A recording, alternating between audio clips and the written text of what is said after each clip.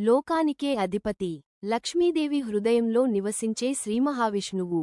అటువంటి స్వామికి అప్పు తీసుకోవాల్సిన అవసరం ఏమిటి? అదీ ఒక యక్షుడి దగ్గర.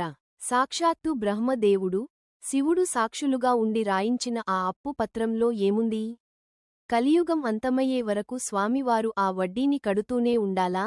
తిరుమల శ్రీవారి కళ్యాణం వెనుక ఉన్న ఆ అద్భుత రహస్యం ఈరోజు మనం తెలుసుకుందాం. నమస్కారం, నేను మీ గౌరీ. భాగ్య బాలాజీ క్రియేషన్స్ కి సాదర స్వాగతం.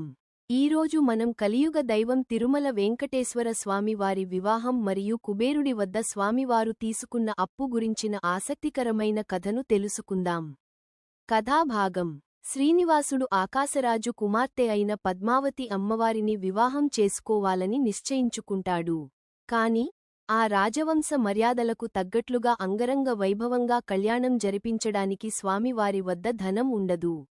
అప్పుడు బ్రహ్మదేవుడి సూచన మేరకు ధనాధిపతి అయిన కుబేరుడిని శ్రీనివాసుడు ఆశ్రయిస్తాడు. లోక కళ్యాణం కోసం శ్రీనివాసుడు కుబేరుడి వద్ద 1 కోటి గడ్యముల బంగారు నాణేలు అప్పు తీసుకుంటాడు. ఈ అప్పుకు బ్రహ్మదేవుడు, పరమశివుడు సాక్షులుగా నిలుస్తారు. కలియుగం ముగిసే వరకు ఈ అప్పుకు వడ్డీని చెల్లిస్తూనే ఉంటానని స్వామివారు మాట ఇస్తారు. అందుకే ఇప్పటికీ మనం తిరుమలలో ఇచ్చే కానుకలు, హుండీ ఆదాయం అంతా స్వామివారి అప్పు తీర్చడానికే వెళ్తుందని భక్తుల నమ్మకం. భగవంతుడు మనకోసం ఎంతటి త్యాగానికైనా సిద్ధపడతాడని చెప్పడానికి ఇది ఒక నిదర్శనం.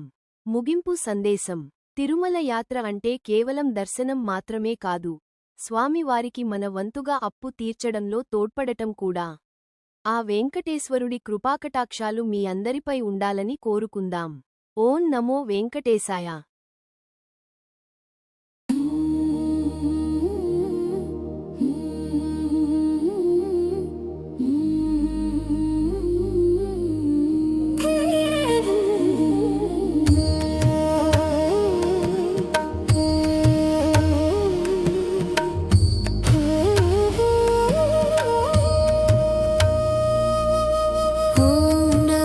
వెంకటేశాయ ఓం నమో వెంకటేశాయ ఓం నమో వెంకటేశాయ ఓం నమో వెంకటేశాయ ఓం నమో వెంకటేశాయ ఓం నమో వెంకటేశాయ ఓం నమో వెంకటేశాయ ఓం నమో వెంకటేశాయ ఓం నమో వెంకటేశాయ ఓం నమో వెంకటేశాయ ఓం నమో వెంకటేశాయ ఓం నమో వెంకటేశాయ ఓం నమో వెంకటేశాయ ఓం నమో వెంకటేశాయ ఓం నమో వెంకటేశాయ ఓం నమో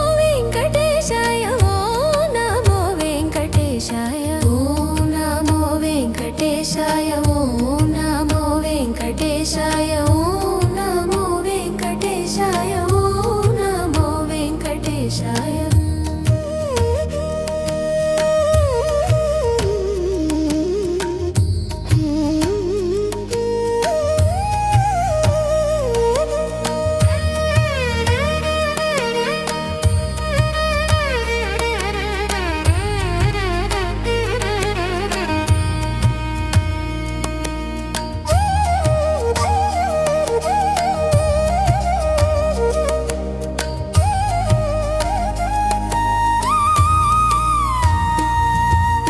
ఓం నమో వెంకటేశాయ ఓం నమో వెంకటేశాయ ఓం నమో వెంకటేశాయ ఓం నమో వెంకటేశాయ ఓం నమో వెంకటేశాయ ఓం నమో వెంకటేశాయ ఓం నమో వెంకటేశాయ ఓం